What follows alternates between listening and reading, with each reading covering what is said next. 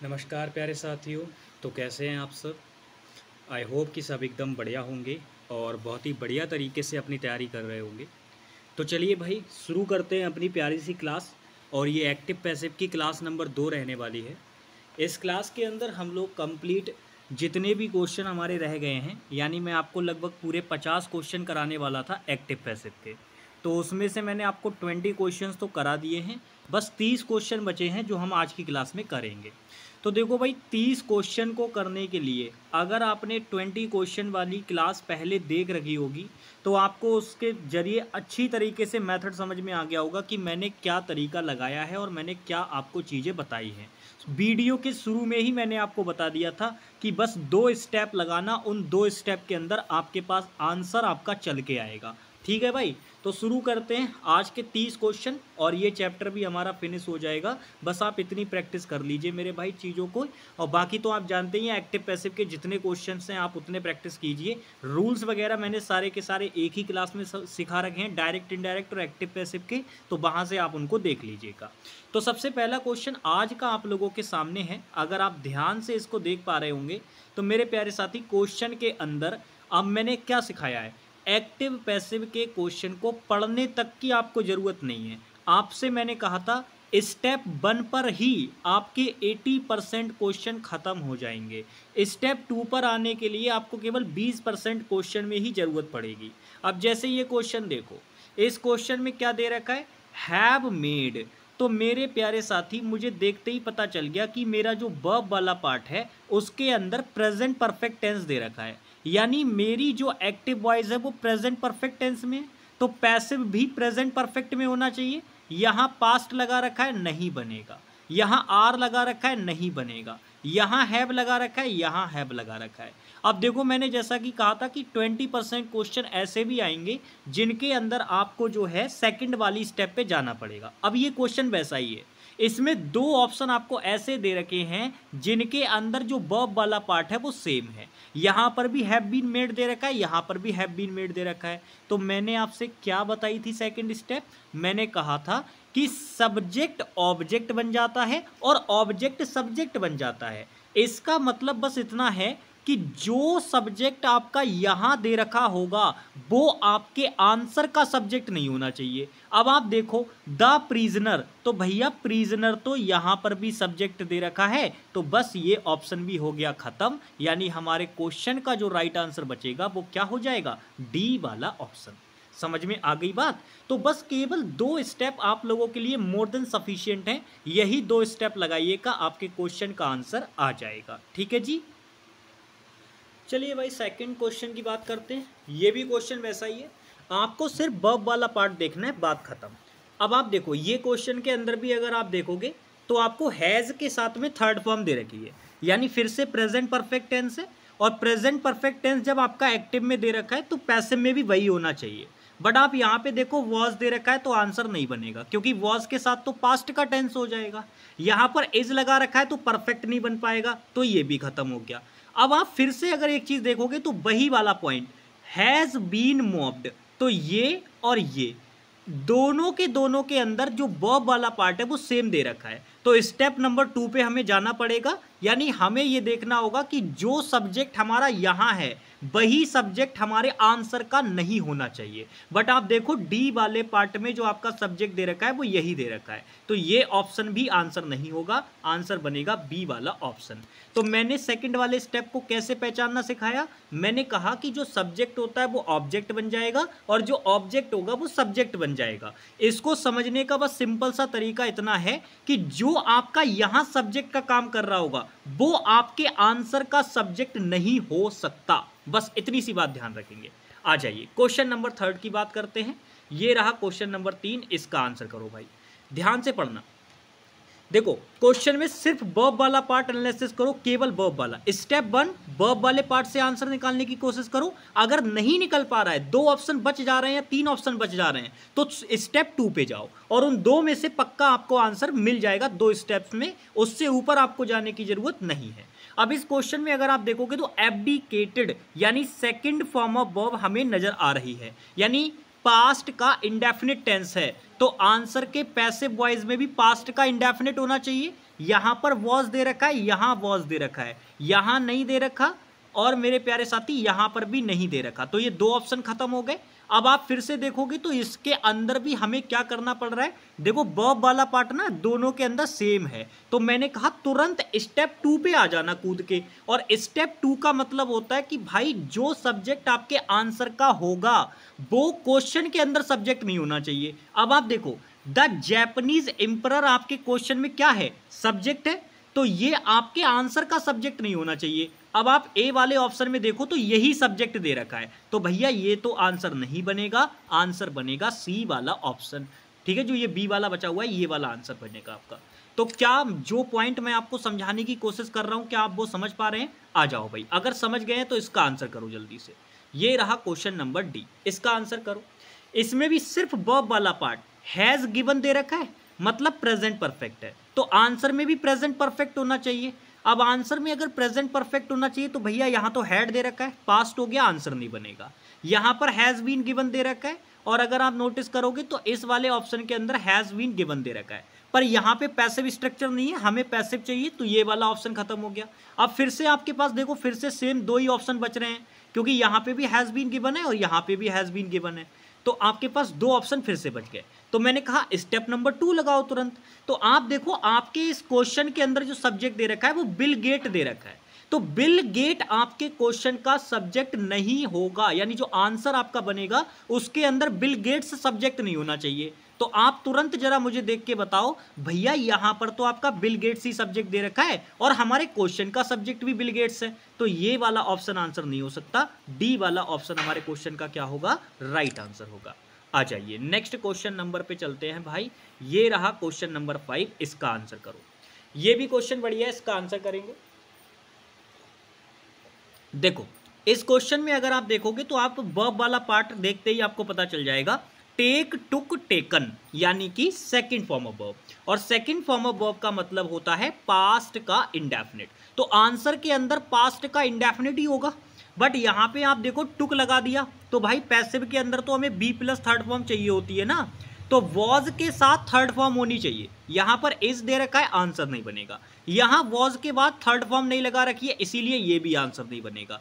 तो मेरे प्यारे साथी सिर्फ वर्ब वाले पार्ट से ही इस क्वेश्चन में आंसर निकल के आ चुका है। इसमें वॉज के बाद थर्ड फॉर्म नहीं लगा रखी थी, इसीलिए आंसर नहीं बना। इसमें इज लगा रखा था, हमें पास्ट चाहिए, इसीलिए आंसर नहीं बना। यहां सेकंड फॉर्म ऑफ वर्ब दे रखी थी, जबकि पैसिव के लिए हमें बी प्लस थर्ड फॉर्म चाहिए होता है। तो एक ही ऑप्शन हमारे पास बचा हुआ है, डी वाला, जो कि क्या हो जाएगा, राइट आंसर हो जाएगा। आगे चलते हैं नेक्स्ट क्वेश्चन नंबर 6, इसका आंसर करो भाई। ये भी देखो, आप देखोगे वर्ब वाला पार्ट, सिर्फ वर्ब वाला पार्ट, पहली स्टेप वर्ब वाला पार्ट चेक करो। ब्रॉट दे रखा है सेकंड फॉर्म ऑफ वर्ब, क्योंकि इससे पहले कोई भी हेल्पिंग वर्ब नहीं दे रखी है, तो ये सेकंड फॉर्म ऑफ वर्ब है, मतलब पास्ट का इंडेफिनिट टेंस। तो हमारे क्वेश्चन का जो आंसर बनेगा उसमें भी पास्ट इंडेफिनिट होना चाहिए, लेकिन उसकी पैसिव वॉइस। तो मेरे प्यारे साथी आप चेक करो यहां पर क्या दे रखा है, तो आप कहेंगे नहीं भैया ब्रॉट दे रखा है, लेकिन इसके साथ कोई हेल्पिंग वर्ब नहीं है, इसीलिए ये सेकंड फॉर्म है। तो हमें तो पैसिव चाहिए ना, यानी बी प्लस थर्ड फॉर्म, तो ये तो आंसर नहीं बनेगा। अच्छा यहाँ पे आर लगा दिया, हमें तो पास्ट चाहिए, तो ये ऑप्शन भी खत्म हो गया। अब आप अगर वर्ब वाले पार्ट को ही देखना चाहोगे तो आपको पता चलेगा कि ये दोनों जो ऑप्शन है वो तो सेम ही है, मतलब स्टेप 1 जब आप इसमें चेक करोगे तो आपको पता चलेगा कि ये दो ऑप्शन सेम है, यानी वर्ब वाला पार्ट चेक करने का इनका कोई मतलब नहीं है। आप स्टेप 2 चेक करो, आपको आंसर मिल जाएगा। कैसे भाई, ये देखो यहाँ पे कह रहे the merchant brought many gifts, तो भाई अगर आप इस ब्रॉट वर्ब का ऑब्जेक्ट देखें तो आपको तुरंत पता चल जाएगा मैनी गिफ्ट्स इसका ऑब्जेक्ट है। तो जाहिर सी बात है, मैंने आपको बताया था कि स्टेप 2 में होता क्या है, जो वर्ब का सब्जेक्ट होता है वो ऑब्जेक्ट बन जाता है, और जो वर्ब का ऑब्जेक्ट होता है वो सब्जेक्ट बन जाता है। अब आप यहाँ पे ये देखो कि भाई जो ब्रॉट वर्ब है इसका ऑब्जेक्ट था मैनी गिफ्ट्स, लेकिन इस वाले क्वेश्चन में ये क्या बन गया, सब्जेक्ट बन गया। तो मेरे प्यारे साथी हमारे क्वेश्चन में जो पहला वाला ऑप्शन है वो इस कंडीशन को फुलफिल करता है। ये फॉर किसके लिए किया गया वो बात की बात है। आप वर्ब का ऑब्जेक्ट देखो, यहाँ पे हिज फैमिली सब्जेक्ट बनाया गया है, हालांकि ये वर्ब का ऑब्जेक्ट नहीं है, इसी वजह से हम इसको कंसीडर नहीं करेंगे, क्योंकि ये फॉर प्रेपोजिशन का ऑब्जेक्ट है, ना कि इस वर्ब का। हमेशा याद रखना जब भी आप पैसिव बनाते समय ये देखें कि सब्जेक्ट का ऑब्जेक्ट करना है, ऑब्जेक्ट का सब्जेक्ट करना है, तो वो हमेशा वर्ब के ऑब्जेक्ट के साथ होता है। कभी भी प्रेपो के ऑब्जेक्ट के साथ आप करने की कोशिश मत करना, वो गलत हो जाएंगी चीजें। ठीक है भाई, तो इसका ए ऑप्शन क्या हो जाएगा, राइट हो जाएगा। नेक्स्ट आ जाओ क्वेश्चन नंबर 7, इसका आंसर करो। वर्ब वाला पार्ट देखो, लुक्स यानी कि वर्ब की फर्स्ट फॉर्म में आपको एस लगा के दे दिया। अब आप मुझे बताओ वर्ब की फर्स्ट फॉर्म में एस या ईएस कौन से टेंस के अंदर लगता है? तो आप तुरंत मुझे बताएंगे कि भैया जी सिंपल है, प्रेजेंट इंडेफिनिट टेंस। तो प्रेजेंट इंडेफिनिट टेंस का पैसिव हम कैसे बनाएंगे? तो आप कहेंगे भैया उसके अंदर इज या आर या एम के साथ में थर्ड फॉर्म होनी चाहिए। तो बस अब आप मुझे ढूंढ के बता दो। तो आप कहेंगे देखो भैया यहाँ तो सेकंड फॉर्म ही दे रखी है, तो ये तो आंसर नहीं बनेगा। यहाँ वर दे दिया तो मुझे तो प्रेजेंट चाहिए, वर लगा देंगे तो पास्ट हो जाएगा, यानी ये भी खत्म। अब यहाँ पे आप देखो आर लुक्ड दे रखा है, यहाँ इज लुक्ड दे रखा है। अब वर्ब है तो दोनों में डिफरेंट, लेकिन हमें ये देखना होगा कि जो सब्जेक्ट है उसके अकॉर्डिंग हमें वर्ब लगानी होगी। अब यहाँ पे अगर देखा जाए तो सीधे आपको वर्ब नहीं दिए, ये एक फ्रेजल वर्ब होती है। फ्रेजल वर्ब होती है आपकी लुक आफ्टर। लुक आफ्टर का मतलब होता है टू टेक केयर ऑफ, यानी किसी चीज की देखभाल करना। क्या मतलब होता है इसका? टू टेक केयर ऑफ, यानी किसी चीज की देखभाल करना। ये एक फ्रेजल वर्ब होती है। तो मेरे प्यारे साथी ये पूरी की पूरी जब एक फ्रेजल वर्ब है तो ये इस फ्रेजल वर्ब का क्या है? अभी ऑब्जेक्ट है।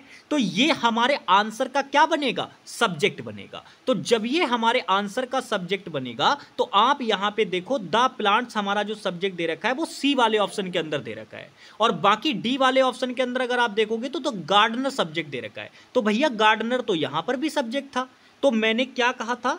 सेकंड वाली स्टेप को वेरीफाई करने के लिए आप बस इतनी सी चीज देखना कि जो सब्जेक्ट आपके क्वेश्चन के अंदर होगा वो आपके आंसर का सब्जेक्ट नहीं हो सकता। ठीक है ना, समझ में आ गई बात? तो बस हमारे क्वेश्चन का आंसर हमें मिल चुका है कि भाई इसका जो आंसर बनेगा वो थर्ड वाला बनेगा। ठीक है ना, थर्ड वाला इसका क्या बनेगा? राइट आंसर बनेगा। आ जाओ भाई क्वेश्चन नंबर 8 की बात करते हैं। इसमें भी अगर आप देखोगे तो वर्ब वाले पार्ट में सेकंड फॉर्म ऑफ वर्ब दे रखी है रिपेयर्ड। ठीक है, तो सेकंड फॉर्म ऑफ वर्ब दे रखी है तो जाहिर सी बात है हमें क्या चाहिए होगा? हमें चाहिए होगा सीधे सीधे पास्ट का इंडेफिनिट टेंस, वो भी पैसिव वॉइस में। तो वॉज या वर तो आंसर के अंदर होना चाहिए। इसमें नहीं दे रखा मतलब ये ऑप्शन खत्म। इसमें दे रखा है लेकिन मैं तुरंत ही इस ऑप्शन को अगर वेरीफाई करूं तो मैं विद इन सेकंड कह सकता हूं कि ये गलत है। क्यों गलत है भाई? मैंने पहली स्टेप चेक की, मुझे पता चला कि ये चीज़ ठीक है, पॉसिबल हो सकती है। लेकिन मैंने चेक किया कि भैया मेरे स्टेप 2 कहती है कि अगर आपके क्वेश्चन का जो सब्जेक्ट है वो अगर आपके आंसर के सब्जेक्ट से सेम टू सेम मिल रहा है तो वो आंसर नहीं हो सकता। क्योंकि आप जानते हो जब हम एक्टिव से पैसिव बनाते हैं तो भैया सब्जेक्ट ऑब्जेक्ट बन जाता है और ऑब्जेक्ट सब्जेक्ट बन जाता है, पर यहां तो ये चेंज ही नहीं हुआ, यहां तो ये सेम सेम है, यानी ये दोनों ही ऑप्शन आपके आंसर नहीं हो सकते। आंसर सी या डी में से कोई एक होगा। अब आप देखो ये तो बिल्कुल ही नहीं हो सकता क्योंकि इज दे रखा है। भाई हमारे क्वेश्चन में सेकंड फॉर्म ऑफ वर्ब थी। सेकंड फॉर्म ऑफ वर्ब का मतलब होता है पास्ट इंडेफिनिट, और पास्ट इंडेफिनिट का पैसिव बनाने के लिए हमें बी की जगह पे वॉज या वर में से कोई एक लगाना पड़ेगा और इसके साथ में हमें थर्ड फॉर्म लगानी पड़ेगी। तो भैया वो केवल एक ही ऑप्शन बच रहा है, सी वाला। तो यही हमारा क्या होगा? इसका राइट आंसर। आ जाओ नेक्स्ट हम बात करते हैं, ये क्वेश्चन नंबर 9 है, इसका आंसर करो। देखो क्वेश्चन बढ़िया है, बस इंट्रोगेटिव में दे दिया है। तो भाई सेंटेंस इंट्रोगेटिव में लिखे, निगेटिव में लिखे या आपका अफर्मेटिव में लिखे, उससे कोई फर्क नहीं पड़ता। आप बस केवल वर्ब पकड़ो। तो आप तुरंत इसमें देखोगे वर्ब वाले पार्ट में आपको देखने को मिल जाएगा डिड। याद रखना कभी भी वर्ब के रूप में अगर आपको डिड दिखाई दे जाए तो तुरंत समझ जाना ये जो डिड होती है वो वर्ब की सेकंड फॉर्म होती है, और इसका मतलब होता है कि यहाँ पे टेंस आपका जो दे रखा है वो पास्ट का इंडेफिनिट टेंस है। कौन सा टेंस है प्यारे साथी? पास्ट का इंडेफिनिट टेंस। और अगर इसकी जगह पे आपको कभी भी डू या फिर डज दिखाई दे जाए तो तुरंत समझ जाना कि वहां पे प्रेजेंट का इंडेफिनिट टेंस है। कौन सा, प्रेजेंट का इंडेफिनिट टेंस। ठीक है, ये चीजें आपको ध्यान रखनी होंगी। तो फिलहाल अगर हम अपने इस वाले क्वेश्चन की बात करें तो यहाँ पे हमें डिड नजर आ रहा है जो कि वर्ब की सेकंड फॉर्म है और ये पास्ट इंडेफिनिट टेंस है। तो इसके आंसर के अंदर भी क्या होना चाहिए, पास्ट इंडेफिनिट। और मैंने अभी बताया कि जब भी हम एक्टिव से पैसिव बनाएंगे तो हमें बी प्लस थर्ड फॉर्म बनानी होगी। तो पास्ट इंडेफिनिट बनाने के लिए पास्ट वाली वर्ब चाहिए होगी। यहां पर इज लगा रखा है, आंसर नहीं होगा क्योंकि प्रेजेंट हो जाएगा। यहां पर भी इज लगा रखा है, मतलब प्रेजेंट हो जाएगा, आंसर नहीं बनेगा। अब आपको एक बात शॉर्ट ट्रिक और पता होगी, मैंने आपसे सीधे कहा था जब भी आपको कॉन्टिन्यूअस टेंस का पैसिव बनाना हो तो आप देखेंगे उसके अंदर आपको बीइंग लगा हुआ मिलेगा, पर मुझे तो इंडेफिनिट का पैसिव बनाना है। तो मेरे प्यारे साथी, मैंने आपको सीधे ट्रिक बताई थी कि बीइंग के साथ आप कॉन्टिन्यूअस टेंस का पैसिव बनाते हैं। तो इसका मतलब आंसर तो आपका ये वाला ऑप्शन भी नहीं होगा। तो 3 ऑप्शन जब हमारे जा चुके हैं तो केवल एक ही ऑप्शन बचता है, ए वाला, जो कि क्या हो जाएगा, राइट आंसर हो जाएगा। ठीक है जी, आ जाइए नेक्स्ट आ जाइए। ये रहा क्वेश्चन नंबर 10, इसका आंसर करो। क्वेश्चन पढ़ेंगे केवल वर्ब वाला पार्ट। यहां पे आप देखोगे हैव के साथ में आपको थर्ड फॉर्म नजर आ रही है। तो मैंने सिंपल बताया था कि हैज या हैव के साथ जब थर्ड फॉर्म दिखती है तो वो प्रेजेंट परफेक्ट टेंस होता है। और जब ये प्रेजेंट परफेक्ट टेंस है तो जाहिर सी बात है जब आप पैसिव बनाओगे तो वहां भी प्रेजेंट परफेक्ट टेंस होना चाहिए।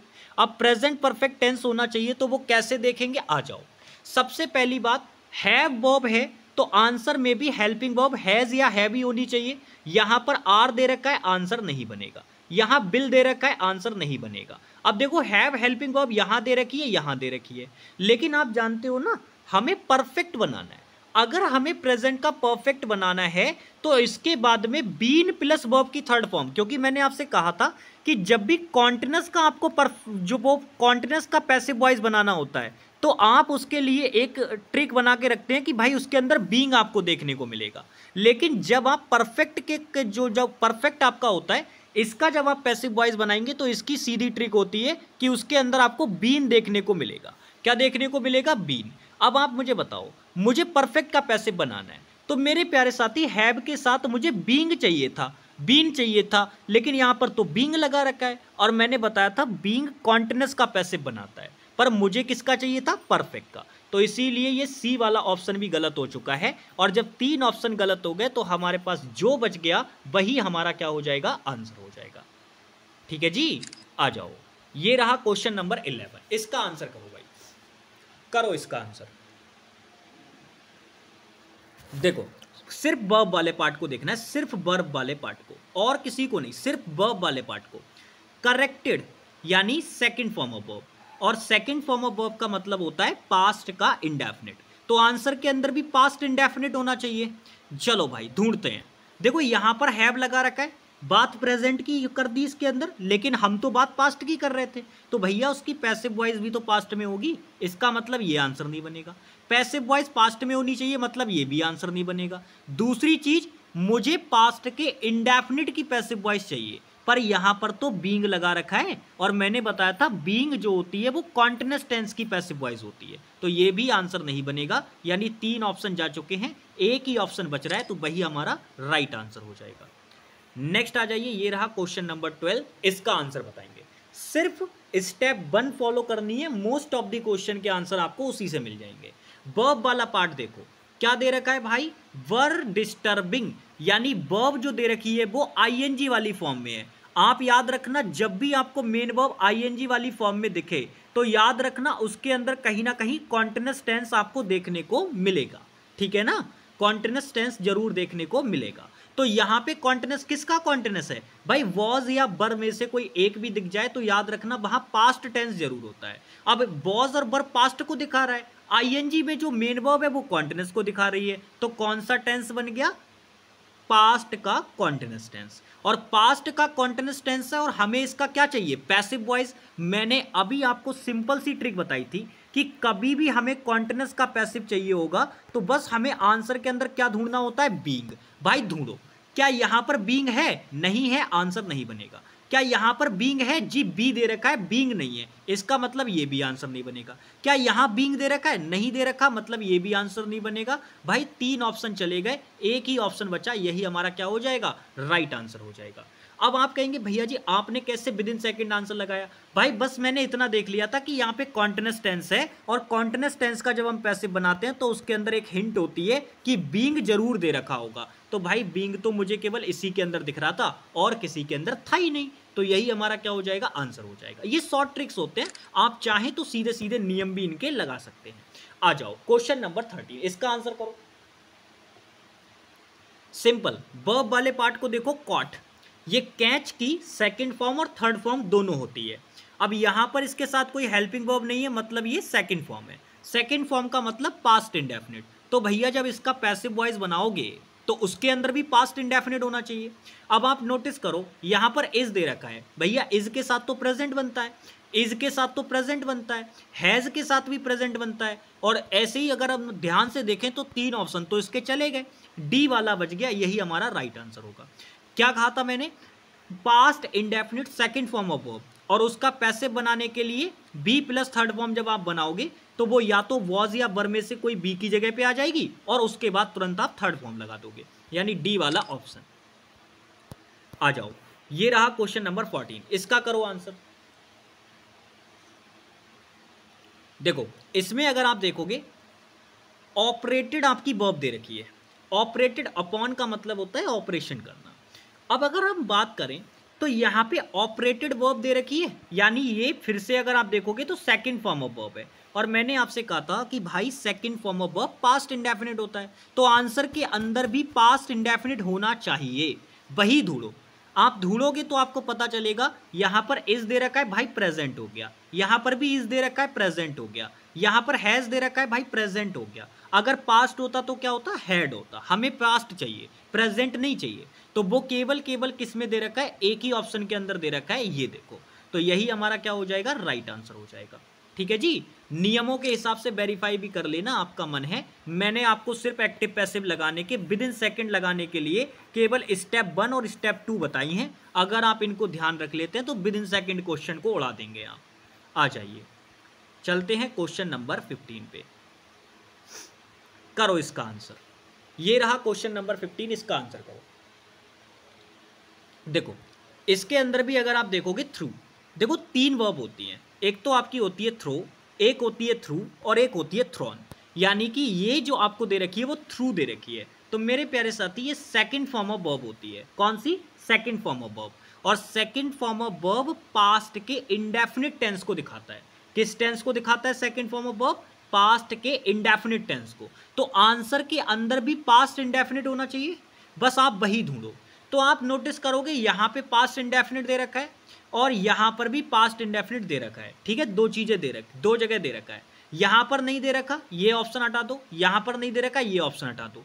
अब 2 जगह तो दे रखा है, ये तो समझ में आ रहा है। अब मैंने जैसे ही कहा था, जब आपको 2 जगह फंस जाओ तुरंत आप स्टेप 2 पे आ जाना। स्टेप 1 से आपको जब आंसर ना मिले तो स्टेप 2 पे आ जाना। और स्टेप 2 कहती है कि भाई हमारे क्वेश्चन में जो यहाँ सब्जेक्ट दे रखा है वो हमारे आंसर का सब्जेक्ट नहीं होना चाहिए, वो ऑब्जेक्ट होना चाहिए। और जो ऑब्जेक्ट हो इसका वो हमारे आंसर का क्या होना चाहिए? सब्जेक्ट होना चाहिए। तो मेरे प्यारे साथी, अगर आप ध्यान से देखेंगे कई सारे बच्चे यहाँ पे हिज लिटिल ब्रदर से क्या करेंगे? आंसर को बनाने की कोशिश करेंगे, पर बात गलत हो जाएगी। क्यों? अभी मैंने आपसे एक पॉइंट कहा था कि आप जब सब्जेक्ट और ऑब्जेक्ट को आपस में बदल रहे होंगे तो आपको विशेष रूप से ये बात ध्यान देनी है कि भाई वो जो ऑब्जेक्ट होना चाहिए वो उस वर्ब का ऑब्जेक्ट होना चाहिए, और जो सब्जेक्ट होना चाहिए वो उस वर्ब का सब्जेक्ट होना चाहिए। अब आप मुझे देख के बताओ, थ्रू वर्ब का ऑब्जेक्ट क्या है? तो आप कहेंगे भैया वॉल। तो वॉल ही आपके क्वेश्चन का सब्जेक्ट बनेगी, और वो केवल मुझे किस ऑप्शन में नजर आ रहा है? तो आप कहेंगे भैया जी फर्स्ट वाले ऑप्शन में। तो विद इन सेकेंड इसी क्वेश्चन को आप आंसर लगा दीजिए। अगर आप इस हिज लिटिल ब्रदर के साथ कंफ्यूज कर गए तो कई सारे बच्चे यहां सी ऑप्शन लगा देंगे, पर मैं उसका लॉजिक ऑलरेडी आपको दे चुका हूं कि भाई आपको यह देखना होता है कि जो आपकी वर्ब है इस वर्ब का क्या है सब्जेक्ट और ऑब्जेक्ट, उन्हीं को आपस में बदलना होगा। प्रेपोजिशन के साथ में क्या सब्जेक्ट और क्या ऑब्जेक्ट दे रखा उससे मतलब नहीं होना चाहिए आपको वर्ब का देखना है, क्योंकि एक्टिव और पैसिव में आप वर्ब को चेंज करते हैं, ना कि प्रेपोजिशन वाली चीजों को। ठीक है ना? आ जाओ, ये रहा क्वेश्चन नंबर 16, इसका आंसर करो। ये क्वेश्चन तो विद इन सेकेंड का है, क्योंकि मैंने आपको कहा था जो आपके इंपरेटिव सेंटेंस होते हैं उनको बनाने के दो तरीके होते हैं। पहला तरीका या तो भाई आप जो है मॉडल वर्ब यूज करके बना ले, दूसरा तरीका अकॉर्डिंग टू सेंस यूज करके बना ले, तीसरा तरीका लेट वाले स्ट्रक्चर का यूज करके बना ले। तीन तरीके होते हैं बेसिकली। अब यहां पर अगर हम बात करें तो यहां पे सीधे सीधे आपको सेंस के अकॉर्डिंग बनाना है। सेंस के अकॉर्डिंग कैसे बनाते हैं? दो सेंस होती हैं जो एग्जामिनर जहां से क्वेश्चन पूछता है। कभी भी आपको इंपरेटिव सेंटेंस के साथ में प्लीज या फिर काइंडली, इन दोनों में से कोई एक ही वर्ड आपको देखने को मिलेगा, या तो प्लीज मिलेगा या काइंडली मिलेगा। इन दोनों में से कभी भी कोई भी एक भी वर्ड आपके इंपरेटिव सेंटेंस के साथ आ जाए तो उसका passive voice you are requested to करके बनता है। यू आर रिक्वेस्टेड करके और फिर उसके बाद इन्फिनेटिव आप लगा देंगे उसके आगे और काम हो जाएगा। ठीक है ना, समझ में आ गई बात? तो मेरे प्यारे साथी यू आर रिक्वेस्टेड टू करके बनेगा। कभी भी प्लीज और काइंडली आपको दे रखा होगा तो उसका पैसिव। तो बस अगर आप चेक करोगे तो केवल एक ही ऑप्शन के अंदर दे रखा है, सेकंड वाले के अंदर, तो यही हमारा क्या हो जाएगा? राइट आंसर हो जाएगा। देखना ही नहीं हमको और चीजें कि क्या दे रखा है क्या नहीं दे रखा है, हमको और कुछ नहीं देखना, हमको बस सेंस देखनी है। सेंस के अकॉर्डिंग काम करेंगे हम लोग। आ जाओ इसका आंसर करो। ये देखो भाई, केवल वर्ब वाला पार्ट, क्वेश्चन नंबर 17 वर्ब वाला पार्ट देखो और आंसर निकालो। तो आप देखोगे यहाँ पे बिल कंप्लीट, यानी बिल मॉडल वर्ब है जो कि फ्यूचर को दिखाती है, और कंप्लीट मेन वर्ब है यानी फ्यूचर का इंडेफिनिट टेंस नॉर्मली आप इसको बोल सकते हो। अब जब आप इसका पैसिव बनाओगे तो इसका पैसिव बनाने के लिए ना, मतलब बोलने में दो तरीके का है, बाकी आप जैसे चाहे वैसे समझ सकते हैं। इसको आप मॉडल वर्ब के थ्रू अगर आप समझना चाहते हैं तो आप ये समझिए, कभी भी आप मॉडल वर्ब लगाते हैं ना तो उसके बाद बेस फॉर्म ऑफ वर्ब आती है जिसे वर्ब की फर्स्ट फॉर्म कहा जाता है, और ये जो स्ट्रक्चर होता है वो मॉडल वर्ब का एक्टिव स्ट्रक्चर होता है। लेकिन जब आप इसको पैसिव बनाओगे तो होगा क्या? मॉडल वर्ब के बाद में आपको बेस फॉर्म ऑफ वर्ब लगानी होगी जिसके लिए आप बी की फॉर्म लगाते हैं, और उसके तुरंत बाद ही आप थर्ड फॉर्म लगा देंगे जिससे कि वो क्या होगा, जो मॉडल वर्ब वाला स्ट्रक्चर होगा वो पैसिव में बदल जाएगा। तो ये मॉडल वर्ब का पैसिव बनाने का तरीका होता है। अब आप चाहे तो इसको टेंस की तरीके से याद रख लीजिए या मॉडल वर्ब के नियम के थ्रू याद रख लीजिए। फिलहाल आप ये बात समझ लीजिए कि जब यहाँ हमारे क्वेश्चन के अंदर बिल मॉडल वर्ब है तो वर्ब तो चेंज नहीं होगी, क्योंकि अगर मैंने वर्ब चेंज कर दिया तो जो स्पीकर है उसका मूड बदल जाएगा, मूड चेंज हो जाएगा। एंड सेकंड चीज, अगर मैंने इसकी जगह पे कोई और वर्ब रख दी, मान लो कोई मॉडल वर्ब ना रख के कोई और वर्ब रख दी, तो भैया फिर तो टेंस ही चेंज हो जाएगा, और हमें दोनों ही करने की इजाजत नहीं होती एक्टिव पैसिव के अंदर। डायरेक्ट इनडायरेक्ट के अंदर होती है लेकिन एक्टिव पैसिव के अंदर नहीं होती। तो आप नोटिस करोगे और आपको पता चलेगा कि भैया इन तीन ऑप्शन के अंदर तो टेंस ही चेंज कर दिया, केवल एक ही ऑप्शन है जिसके अंदर बिल मॉडल वर्ब दे रखी है, यही हमारा आंसर होगा। अब आप कहेंगे भैया जी आपको कैसे पता चला?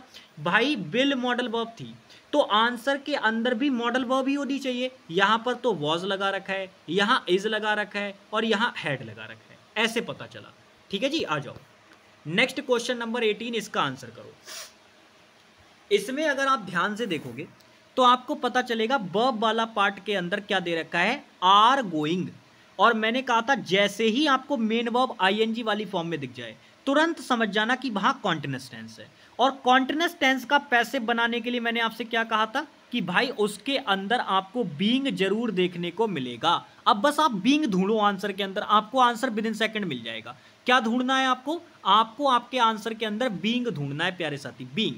लेकिन एक चीज और है भाई, क्वेश्चन के अंदर they are going to open the shop at 11 o'clock।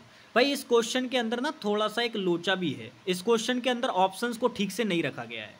इस क्वेश्चन के अंदर ऑप्शंस को ठीक से नहीं रखा गया है प्यारे साथी, ठीक है ना, क्योंकि अगर आप इसका पैसिव बनाओगे तो आंसर के अंदर बीइंग होना ही होना चाहिए, और अगर फ्यूचर में भी आप दिखाते तो उसको इस तरीके से तो नहीं दिखा सकते। लेकिन अगर इसके अंदर आप एक लॉजिक लगाना चाहें तो आप ऐसे देख सकते हैं कि भाई वो खोलने जा रहे हैं शॉप एट 11 o'clock, अच्छा ऐसे करके, तो have been opened at 11 o'clock, shop खोली गई। अच्छा नहीं नहीं नहीं नहीं, यहाँ पे इसके ऑप्शंस गलत रख दिए गए भाई, ऑप्शंस के अकॉर्डिंग ये चीज़ मैच नहीं कर रही है, तो ये क्वेश्चन रॉन्ग है। इसकी जगह पे हम एक क्वेश्चन एक्स्ट्रा कर लेंगे। ये क्वेश्चन रॉन्ग है प्यारे साथी, पीडीएफ में ये क्वेश्चन रॉन्ग पड़ गया है, ठीक है, जो सर ने पीडीएफ बनाई होगी तो ये क्वेश्चन रॉन्ग पड़ गया है। बाकी आ जाओ इसको देखते हैं। ये रहा क्वेश्चन नंबर 19, करो इसका आंसर। देखो फिर से आप नोटिस करोगे तो बिल मॉडल वर्ब के साथ में आपको वर्ब की फर्स्ट फॉर्म दे रखी है, यानी वैसे तो फ्यूचर इंडेफिनिट है, लेकिन आप मॉडल वर्ब के अकॉर्डिंग करो, आपका आंसर विद इन सेकेंड आ जाएगा। मैंने कहा हमें कौन सी मॉडल वर्ब दे रखी है, बिल, उसके बाद बेस फॉर्म दे रखी है अलाउ, तो आंसर के अंदर भी मॉडल वर्ब होनी चाहिए। यहाँ बर दे रखा है, पास्ट हो गया, यहाँ आर दे रखा है, यहाँ भी आर दे रखा है। भाई हमें मॉडल वर्ब चाहिए और वो केवल एक ही ऑप्शन में नजर आ रही है, सी वाले में, तो यही हमारा क्या हो जाएगा, आंसर हो जाएगा। भाई क्वेश्चन पढ़ने की भी जरूरत नहीं पड़ेगी एक्टिव पैसिव को, तो ऐसे करा देंगे बिल्कुल आपके।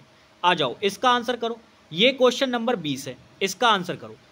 तो आप इसमें देखोगे वर्ब वाले पार्ट के अंदर हैव के साथ में थर्ड फॉर्म दे रखी है।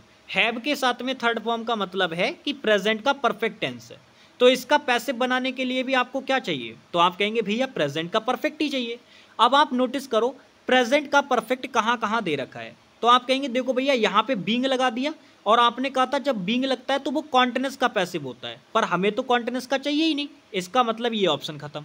यहाँ पे हैड लगा के पास्ट कर दिया, भैया हमें तो प्रेजेंट चाहिए ना, तो ये भी ऑप्शन खत्म हो गया। अब देखो दो ऑप्शन बच रहे हैं, एक तो हैज बीन मेड और आपका हैव बीन मेड, कौन सा आएगा दोनों में से, तो आप दोनों में से बस इतना देखो कि भैया दोनों ही ऑप्शन में सब्जेक्ट तो सेम ही है, मतलब सब्जेक्ट तो यही रहेगा। लेकिन आप मुझे बताओ जब भी ए या फिर एन आर्टिकल किसी सब्जेक्ट के साथ लगा होता है तो वो सब्जेक्ट कैसा होता है, आप कहेंगे भैया सिंगुलर, और सिंगुलर सब्जेक्ट के साथ वर्ब कैसी आती है, तो आप कहेंगे भैया सब्जेक्ट वर्ब एग्रीमेंट का बेसिक सा रूल है, जब सब्जेक्ट सिंगुलर होगा तो वर्ब भी सिंगुलर आएगी। तो आप मुझे बताओ ये ए मिस्टेक के अकॉर्डिंग प्लूरल वर्ब कैसे आ गई, मतलब गलती हो चुकी है। आंसर आपका जो बनेगा वो क्या बनेगा, ए वाला ऑप्शन। आ जाओ भाई नेक्स्ट क्वेश्चन नंबर 21 पे आते हैं, करो इसका आंसर, इसका आंसर करो भाई। देखो क्वेश्चन में सेकंड फॉर्म ऑफ वर्ब दे रखी है, सेकंड फॉर्म ऑफ वर्ब का मतलब है पास्ट इंडेफिनिट, बहुत बार बता चुका हूं, बस पास्ट इंडेफिनिट है तो पास्ट इंडेफिनिट ढूंढो, आपको आंसर मिल जाएगा। मैंने आपको जो तरीके बताए बस वही लगाने। आप यहां पे देखो बीन दे रखा है आपको, मैंने क्या बताया था, बीइंग, BEING, अगर ये दे रखा है तो भाई ये कॉन्टिन्यूस के पैसिव में आता है, और अगर ये आपको दे रखा है बीन तो ये आपके परफेक्ट के पैसिव के अंदर आता है। तो आप मुझे जरा देख के बताओ, यहाँ पे बीन दे रखा है तो ये परफेक्ट का पैसिव हो गया, पर मुझे तो परफेक्ट का चाहिए ही नहीं, मुझे तो इंडेफिनिट का चाहिए, मतलब ये आंसर नहीं बनेगा। यहाँ पर इज दे रखा है, भाई मुझे पास्ट चाहिए, प्रेजेंट नहीं चाहिए, तो ये भी आंसर नहीं बनेगा। अब यहाँ पर दे रखा है और यहाँ पर भी दे रखा है, मतलब वर्ब से हम आंसर नहीं निकाल सकते। अब हमें स्टेप नंबर 2 पे जाना पड़ेगा। अब स्टेप नंबर 2 पे आप जैसे ही जाएंगे तो मेरे प्यारे साथी आप देखो कि ये जो वर्ब है इसका सब्जेक्ट क्या है, तो आप कहेंगे भैया इसका सब्जेक्ट है हिज मदर और इस वर्ब का ऑब्जेक्ट है हिम। तो आपके क्वेश्चन का जो सब्जेक्ट बनेगा वो ये हिम बनेगा, और हिम जब सब्जेक्ट बनेगा तो भैया अभी तो ये ऑब्जेक्ट तो हिम है, लेकिन जब आप इसको सब्जेक्ट बनाओगे तो ये क्या बन जाएगा, ही बन जाएगा, जो कि हमें सी ऑप्शन में नजर आ रहा है। तो भाई यही हमारा क्या होगा, आंसर होगा, ना कि डी वाला ऑप्शन। अब कई सारे बच्चे यहाँ पे डी वाले ऑप्शन को आंसर बनाने की जिद करेंगे, पर मैं उनकी जानकारी के लिए बता दूं भाई ये प्रेपोजिशन का ऑब्जेक्ट है, वर्ब का ऑब्जेक्ट नहीं है। समझ में आ गई बात, बहुत बढ़िया। आ जाओ क्वेश्चन नंबर 22 पर, इसका आंसर करो, इसका आंसर करो भाई। इसमें भी अगर आप देखोगे तो सेकंड फॉर्म ऑफ वर्ब दे रखी है, gave, give, gave, given, second form है, यानी पास्ट इंडेफिनिट है इसके अंदर भी। तो भाई नॉर्मली आप चेक करो वर्ब वाले पार्ट के अंदर, अब देखो बीइंग दे रखा है मतलब कॉन्टिन्यूस टेंस का पैसिव है, तो ये तो आंसर नहीं बनेगा। यहाँ पर आर दे रखा है तो भैया ये प्रेजेंट वाली बात हो गई, ये भी आंसर नहीं बनेगा। अब यहाँ पे देखो बर गिवन दे रखा है, वॉज गिवन दे रखा है, यानी ये एक तरीके से अगर आप इसका आंसर निकालना चाहें तो बहुत आसान है। कैसे भाई, दोनों के अंदर ध्यान से देखना, दोनों के अंदर जो सब्जेक्ट है वो तो सेम ही है ना, और सब्जेक्ट सेम है तो बस आप अब केवल आपको सब्जेक्ट पता करना आना चाहिए कि ये सिंगुलर है या प्लूरल। भाई अगर सिंगुलर सब्जेक्ट होता तो ये चाइल्ड लिखा हुआ होता, लेकिन यहाँ पे चिल्ड्रन है तो ये प्लूरल सब्जेक्ट है, और अगर सब्जेक्ट प्लूरल है तो इसके साथ ये सिंगुलर वर्ब क्या कर रही है भाई, तो इसका मतलब ये ऑप्शन गलत हो गया, आंसर होगा सी वाला। ऐसे निकालते हैं एक्टिव पैसिव के आंसर विद इन 2 स्टेप के अंदर। आ जाओ इसका आंसर करो। ये रहा क्वेश्चन नंबर 23। सिर्फ वर्ब वाले पार्ट को देखना है, उसके सब्जेक्ट और ऑब्जेक्ट को आइडेंटिफाई करना है, खेल खत्म। इसमें भी देखो सेकंड फॉर्म ऑफ वर्ब दे रखी है, ये वर्ब का सब्जेक्ट है और ये वर्ब का ऑब्जेक्ट है। अब आप आंसर निकालो सेकंड फॉर्म ऑफ वर्ब, यानी कि मुझे पास्ट का इंडेफिनिट चाहिए, आप क्वेश्चन में देखो यहाँ इज दे रखा है, प्रेजेंट हो गया, आंसर नहीं हो सकता। यहाँ हैज दे रखा है, आंसर नहीं हो सकता। यहाँ हैड दे रखा है, भाई हैड के साथ मुझे पैसिव चाहिए पहली बात तो हैड के साथ तो यहाँ थर्ड फॉर्म लगा हुआ है, और मैंने कहा था हैड के साथ थर्ड फॉर्म मतलब परफेक्ट, और परफेक्ट का जब भी पैसिव बनाना होता है तो उसके अंदर बीन जरूर होता, पर इसके अंदर तो है ही नहीं, इसका मतलब ये भी आंसर नहीं बनेगा। आंसर आपका जो बनेगा वो केवल जो बच गया थर्ड वाला यही है, ठीक है जी। और बाकी आप देख लो इसके अंदर परफेक्ट दे रखा है, gave second form of verb होती है और उसका पैसिव वॉज या वर प्लस वर्ब की थर्ड फॉर्म के साथ बनता है, ठीक है जी। आ जाओ, ये नियम वगैरह सब मैंने पढ़ा रखे हैं बहुत अच्छे से, बस मैं ये चाह रहा हूं कि आप उनको एक बार अच्छी तरीके से माइंड में इनकलकेट कर ले और उनको फिर यूज करें ट्रिक्स के साथ में, ठीक है। इसका आंसर करो, ये क्वेश्चन नंबर 24 है। इसमें जब आप वर्ब वाला पार्ट देखोगे स्टेप नंबर 1, तो आपको पता चलेगा हैज़ के साथ थर्ड फॉर्म दे रखी है। हैज़ के साथ थर्ड फॉर्म का मतलब प्रेजेंट का परफेक्ट, और मैंने आपको सीधे सिखाया हुआ है कि भाई जब भी परफेक्ट की बात आएगी तो आपके आंसर के अंदर बीन होना बहुत जरूरी है। आप देखो यहाँ दे रखा है, यहाँ दे रखा है, यहाँ नहीं दे रखा मतलब आंसर नहीं हो सकता। यहाँ बीइंग दे रखा है तो भैया बीइंग के साथ तो कॉन्टिनेंस का पैसिव बनता है, मतलब ये भी आंसर नहीं हो सकता। अब 2 ऑप्शन हमारे पास बचे हुए हैं, लेकिन दोनों में से आंसर कौन सा होगा? आंसर अब आप ये देखेंगे कि भाई यहाँ बीन तो है, लेकिन यहाँ हैड बीन है, और हैड के साथ बनता है आपका पास्ट। हैड के साथ कौन सा परफेक्ट टेंस बनता है? पास्ट का बनता है। पर भैया मुझे तो प्रेजेंट का चाहिए, और प्रेजेंट का चाहिए तो पास्ट क्या कर रहा है यहाँ पे? इसका मतलब 3 ऑप्शन खत्म हो गए, सी वाला बच गया, तो यही हमारा आंसर है। सिंपल। आ जाओ, ये रहा क्वेश्चन नंबर 25, इसका आंसर करो भाई। अब देखो इसमें ना सीधे सीधे आपको मॉडल वर्ब दे रखी है, तो आपको इधर उधर घूमना ही नहीं, आपको बस मॉडल वर्ब के अकॉर्डिंग चलना है। आप देखो शुड मॉडल वर्ब दे रखी है और उसके बाद आपको बेस फॉर्म दे रखी है, तो आंसर के अंदर भी शुड मॉडल वर्ब होगी। मैंने जो स्ट्रक्चर अभी आपको बताया था कि भाई मॉडल वर्ब होती है ना, इसके बाद अगर आपको बेस फॉर्म दे रखी हो तुरंत, तो वो अपने आप में एक्टिव स्ट्रक्चर होता है। जब आप इसको पैसिव में बनाएंगे तो करेंगे क्या? मॉडल वर्ब के बाद में आप बी की फॉर्म लगा देंगे और बाद में लगा देंगे थर्ड फॉर्म। ये जो स्ट्रक्चर आपके पास बन के आएगा ये पैसिव वॉइस का होगा। तो अब इसी स्ट्रक्चर में आप अप्लाई करो। आप देखो यहाँ पे तो मॉडल वर्ब है ही नहीं, मतलब ये आंसर नहीं हो सकता। यहाँ पे मॉडल वर्ब है लेकिन बिल दे रखी है, लेकिन हमारे क्वेश्चन के अंदर तो शुड मॉडल वर्ब है, तो भैया ये मीनिंग नहीं करेगी, मतलब आंसर नहीं बनेगा। अब यहाँ पे आप देखो शुड मॉडल वर्ब है, उसके बाद बी की फॉर्म लगा रखी है, लेकिन पैसिव बनाने के लिए हमें थर्ड फॉर्म चाहिए होती है। यहां पर कौन सी लगा रखी है? First form. तो ये क्या हो गया? गलत हो गया। अब यहां पे 3 ऑप्शन खत्म हो चुके हैं, एक ही ऑप्शन बचा है हमारा, और उसके अंदर अगर आप ध्यान से देखोगे तो वो सारी चीजें मौजूद है जो मैंने अभी आपको पीछे बताई। तो यही हमारा क्या हो जाएगा? आंसर हो जाएगा।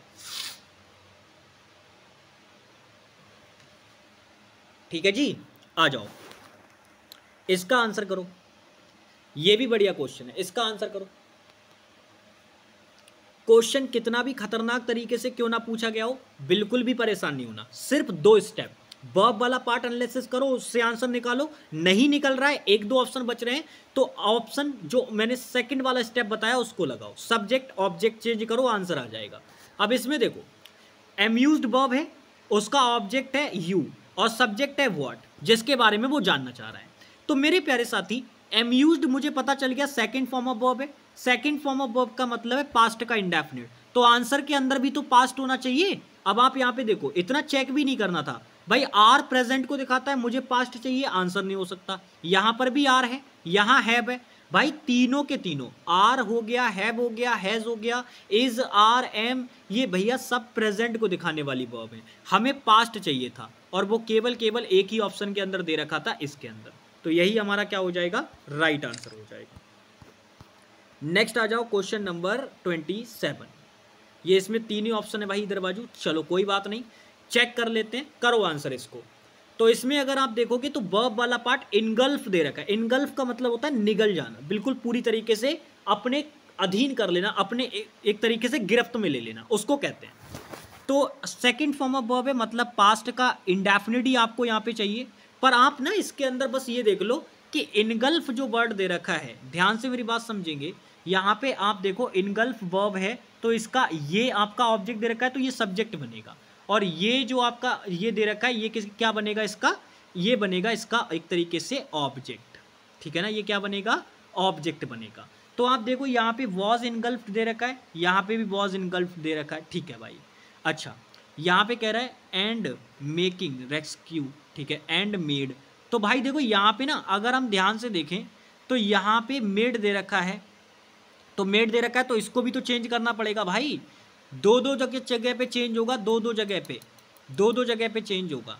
तो अगर यहाँ पे देखा जाए ये सेकंड फॉर्म है, यहाँ पे भी सेकंड फॉर्म है, तो वॉज होना चाहिए दोनों जगह पे। ये देखो यहाँ पर वॉज इनगल्फ तो कर रखा है, लेकिन यहाँ पे ना इसको मेक कर दिया, तो ये चीज़ गलत हो गई, क्योंकि फिर ये वर्ब बैलेंस नहीं हो पाएगी। आप जानते हो ना एंड कंजंक्शन सिमेट्री लेता है, कंजंक्शन चैप्टर में पढ़ाया था मैंने, तो दोनों को वो सेम वर्ब जुड़वाएगा।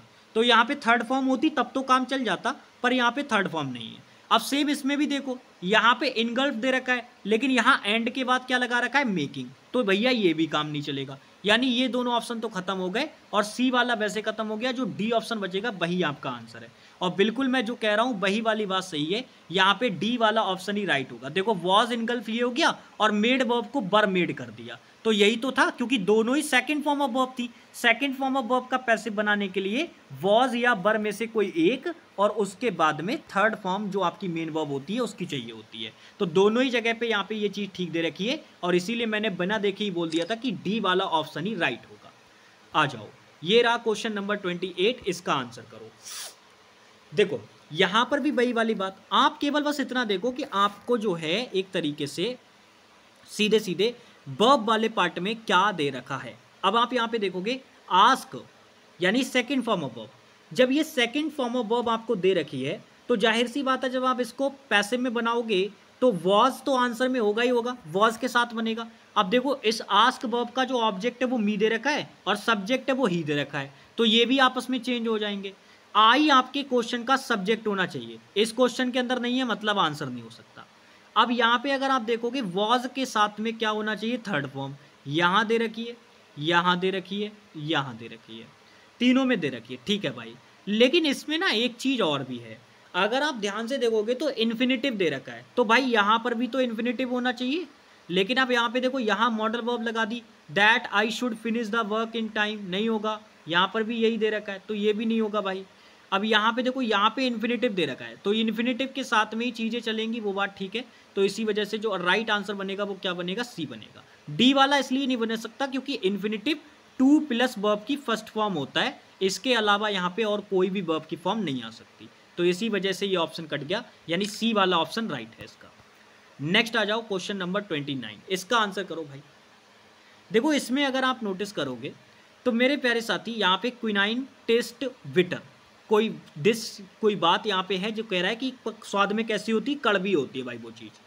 तो यहाँ पे टेस्ट अगर आप देखोगे तो वर्ब की फर्स्ट फॉर्म में यहाँ क्या लगा हुआ है, एस, और मैंने बताया था वर्ब की फर्स्ट फॉर्म में एस या एस प्रेजेंट इंडेफिनिट में लगता है, तो आंसर के अंदर भी प्रेजेंट इंडेफिनिट होना चाहिए। और प्रेजेंट इंडेफिनिट का पैसिव बनाने के लिए आपको क्या लिखना होता है, तो आप कहेंगे भैया जी प्रेजेंट इंडेफिनिट का पैसिव बनाने के लिए हमें सीधे सीधे चाहिए होता है इज के साथ में थर्ड फॉर्म, ठीक है ना। तो अगर हम ध्यान से क्वेश्चन के अंदर देखें तो मेरे प्यारे साथी द टेस्ट, भाई टेस्ट वर्ब है, इसको सब्जेक्ट नहीं बनाना, खत्म करो। यहाँ पे देखो क्विनाइन इज टेस्टेड बिटर, क्या ऐसे बोल सकते हैं सीधा डायरेक्ट, तो भाई बात गलत हो जाएगी। क्यों गलत हो जाएगी मैं उसका रीज़न बता रहा हूँ भाई। ये यहाँ पे सब्जेक्ट है और मैंने कहा था जो आपके क्वेश्चन का सब्जेक्ट होगा वो आंसर का सब्जेक्ट नहीं हो सकता, तो यहाँ पर तो यही है और यहाँ पर भी देखो यही है, यहाँ पर भी यही बात है सेम। तो अब यहाँ पे आप ध्यान से देखना, ये जो क्वेश्चन है ये इस तरीके का क्वेश्चन है कि इसके अंदर ये चीज़ पॉसिबल होगी।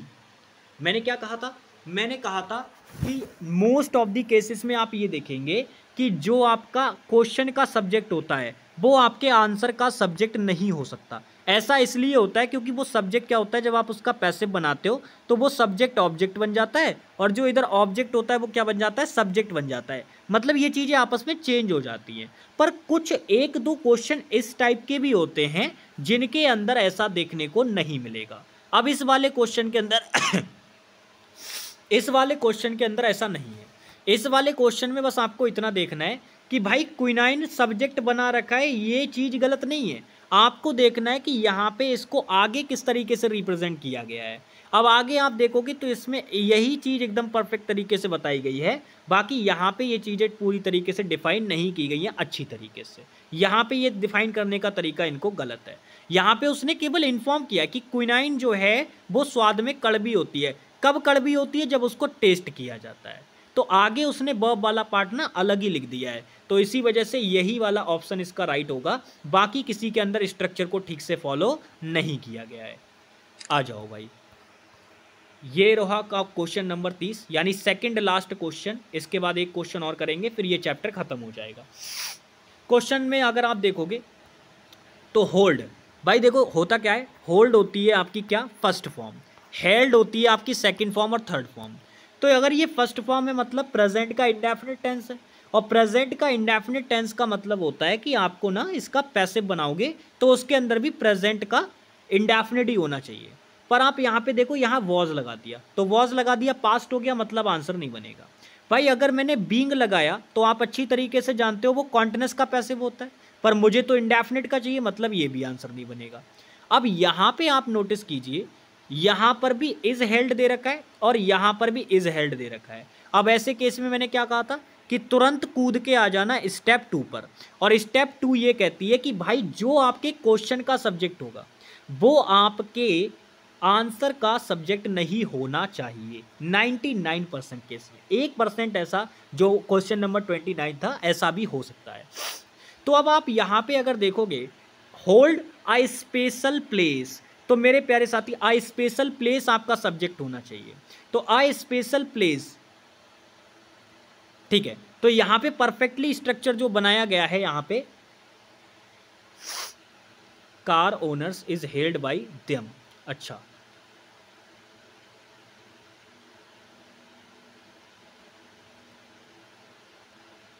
देखो भाई, देखो यहाँ पे अगर आप पूरी तरीके से चीज़ें चेक करोगे तो आपको पता चलेगा, ये जो होल्ड वर्ब है ना, आप इसको देख के अंदाजा लगाओ, इस वर्ब का सब्जेक्ट क्या है? द विंटेज कार्स, और इस वर्ब का ऑब्जेक्ट क्या है? A special place.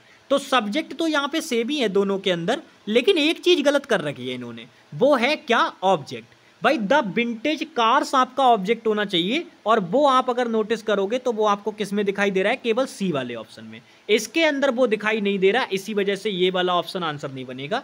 आंसर बनेगा आपका कौन सा वाला? सी वाला। ये चीज़ें आपको एकदम देखनी होंगी, और ये मैंने आपको बता दिया है कि भाई आप केवल वर्ब वाले पार्ट को ही देखेंगे, उसी से अंदाजा लग जाएगा।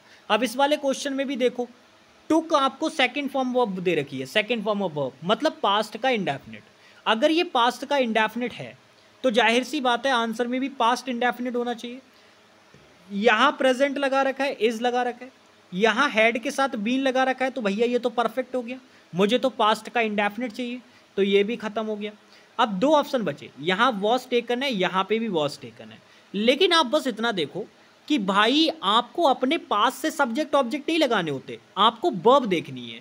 आप अगर ये टुक वर्ब को देखोगे तो आपको पता चलेगा कि टुक वर्ब का जो सब्जेक्ट है वो अकाउंटेंट है, और टुक वर्ब का जो ऑब्जेक्ट है वो ये चेक है। तो आंसर में जो आपका सब्जेक्ट बनेगा वो चेक बनेगा। अब आप मुझे देख के बताओ चेक आपका कहाँ दे रखा है? तो आप कहेंगे भैया जी बी ऑप्शन के अंदर चेक हमारा दे रखा है सब्जेक्ट के रूप में, तो यही हमारा क्या होगा? आंसर होगा। अब आप इस क्वेश्चन में देखो, एग्जामिनर ने आपको फंसाने के लिए द कस्टमर को सब्जेक्ट बना के दिया, क्योंकि उसको पता है कि बच्चा ये बात जानता है कि सेम सेम जो है वो सब्जेक्ट नहीं बनते, इसीलिए उसने अकाउंटेंट ना लिखा, बल्कि यहाँ से प्रेपोजिशन का ऑब्जेक्ट उठा के उसका सब्जेक्ट बना दिया। तो वो चीज़ गलत हो जाएगी, ऐसा नहीं होता। जब भी आप सब्जेक्ट और ऑब्जेक्ट को आपस में बदल रहे होंगे तो आप ये बात को मेक श्योर कर लेना कि वो सब्जेक्ट और ऑब्जेक्ट वर्ब के ही होने चाहिए, प्रेपोजिशन के ऑब्जेक्ट से आपका लेना देना नहीं होगा। ठीक है जी, तो बी ऑप्शन इसका राइट आंसर होगा। बाकी क्लास में इतना ही है। आज की क्लास में बढ़िया तरीके से हमने सारे क्वेश्चंस को किया है। अब ये एक्टिव पैसिव वाला चैप्टर भी आपका फिनिश हो गया है। हम ऐसे ही मौका देखकर आपका जो है डायरेक्ट इनडायरेक्ट वाला चैप्टर भी फिनिश करा देंगे। ठीक है जी, चलिए तो मिलते हैं आप लोगों से नेक्स्ट क्लास में। तब तक के लिए बाय बाय, टेक केयर, जय हिंद प्यारे भाई।